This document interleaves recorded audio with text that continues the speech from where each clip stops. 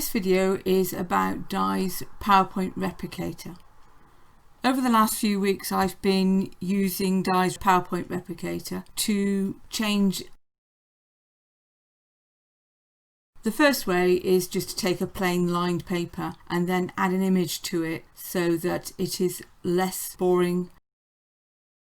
If you're selling things on Amazon, you stand out a little bit from the crowd. The second is to create covers for those books, and it is so easy to do that. I can create 50 covers in minutes. Once I've set the templates up, then I can just load them up at my leisure onto Amazon. The third way is to create digital planners from paper planners. You may have bought paper planners, templates from other suppliers or from Di, and you now want to make them into either GoodNotes, OneNote planners.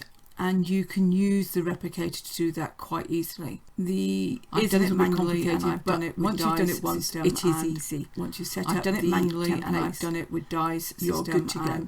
Once you set up the templates, don't be afraid to use those three methods. You're good to go. So don't be afraid to use those three methods. This is a fourth way of using the PowerPoint replicator, and it's for social media. I know a lot of you may not be using social media yet, but you may do in the future, especially if you want to get people to come to your Etsy shop instead of just to Etsy. The old saying, if you build it, they will come, may be true, but if you build it and then advertise it a little bit, they're more likely to come.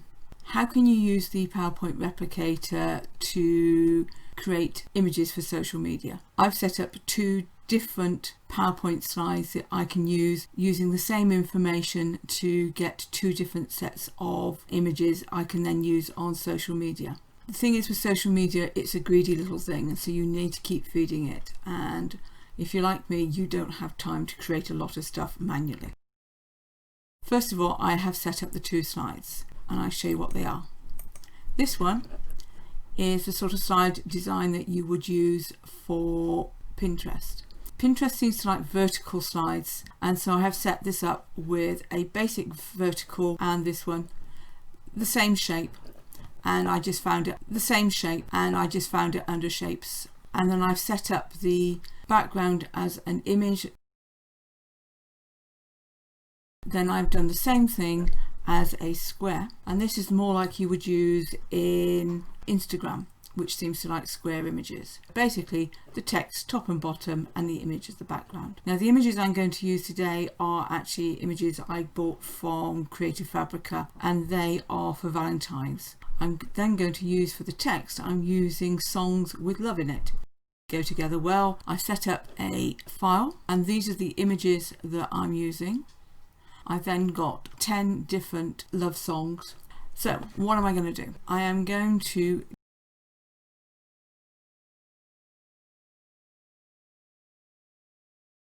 I'm then going to browse for my Excel spreadsheet, and I'm going to go.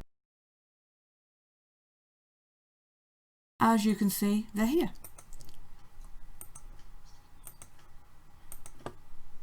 With this one you may want to move the words around a bit, up to you, but as you can see you have a number of different very simple designs that you can use. Now what I'm going to do next is I'm going to do the design again, and I'm going to go for presentation 2, book 10, and I'm going to verify it, and I'm going to replicate those, and let's see if I can find those, and there we are. So you can then export these and use them in Pinterest for social media. If you replicator, I would recommend that you do buy it. There will be a link below.